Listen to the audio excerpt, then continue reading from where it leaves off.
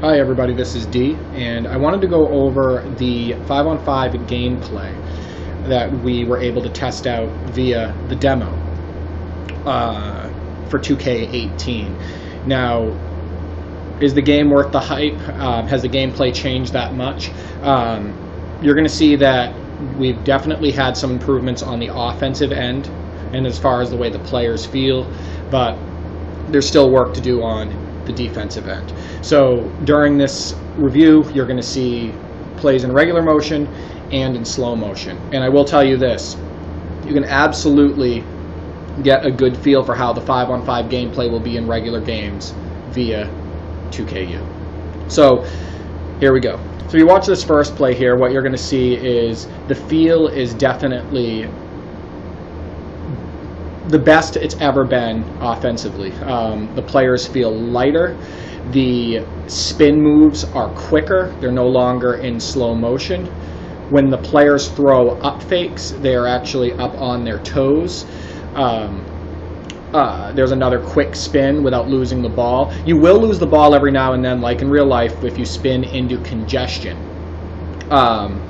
which should be happening. However, the fact that we are able to do speedy spin moves like they do in real life, it makes a big difference. Like this, for instance, here, this is one dribble down, quick spin moves into the lane, and a basket for Klay Thompson. The players feel light. There's no input lag. It's very reactive, and you feel good when you beat your defender.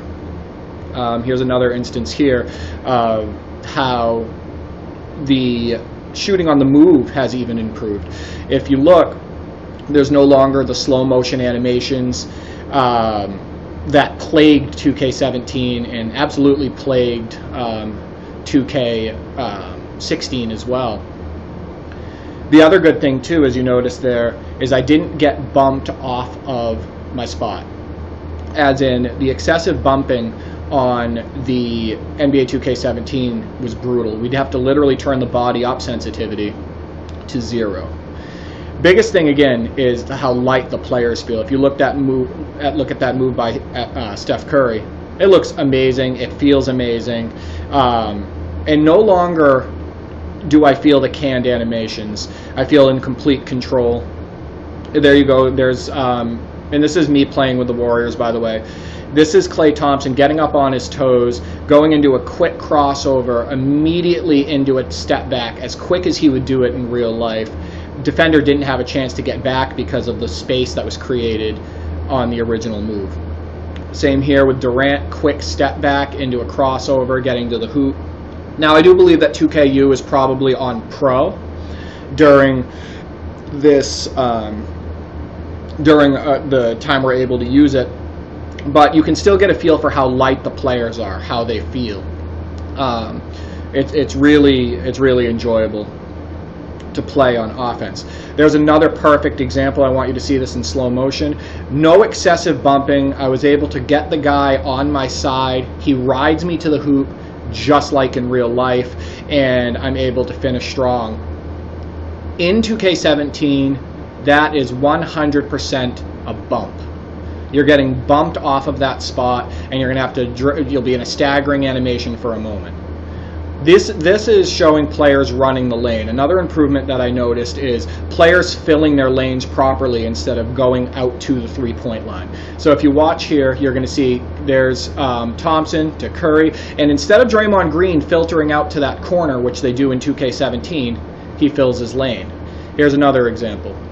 So Green grabs the rebound, he kicks it out to the corner, and Durant runs right down the middle of the floor, filling his lane. He doesn't stop, he doesn't pull back, he literally runs right down the middle of the lane and finishes strong. Here's another example. Here's Curry.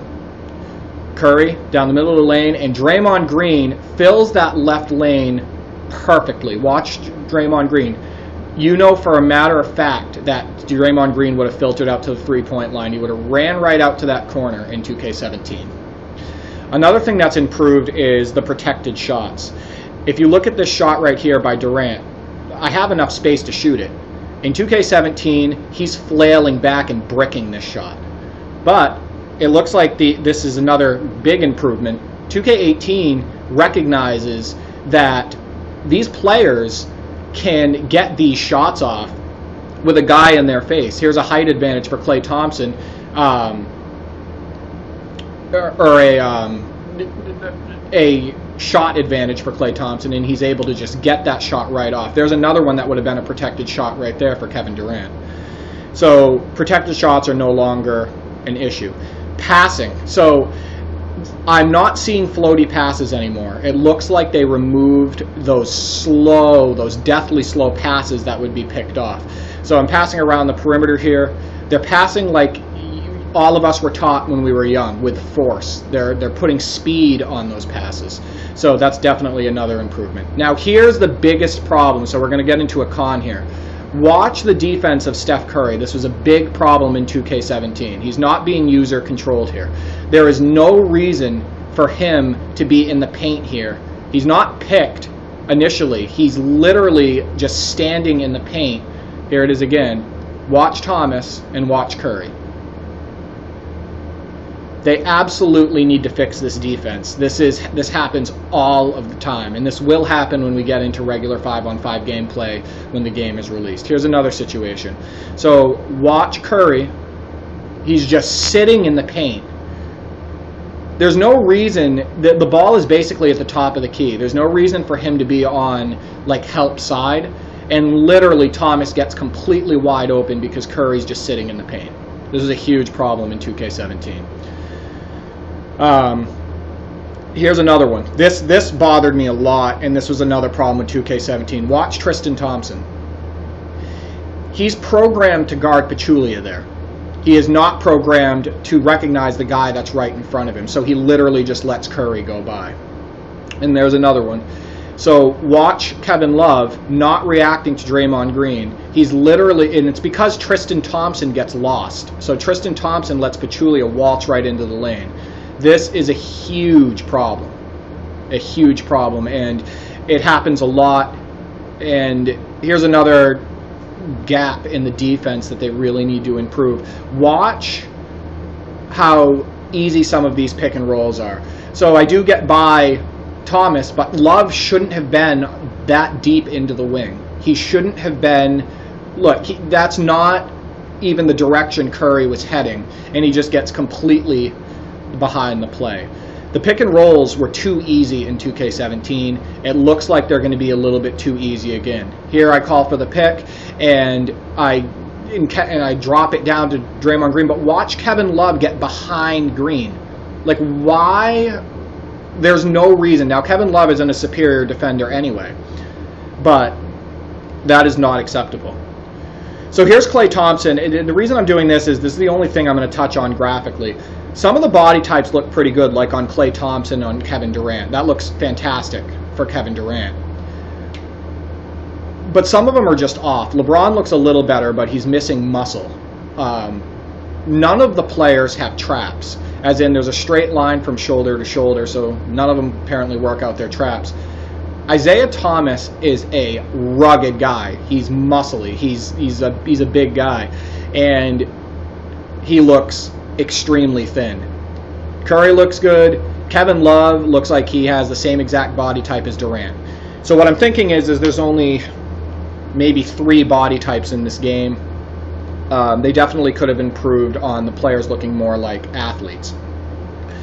Play calling is relatively the same, but it's very easy. You see all the freelance sets. Before you saw me call for an ISO with Durant. Super easy. So play calling in 2K has always been pretty solid. They switched the subs back to the D-pad, I believe, and that's very easy as opposed to trying to use the joystick and do subs on the fly. I can't test that out here because I can't do subs.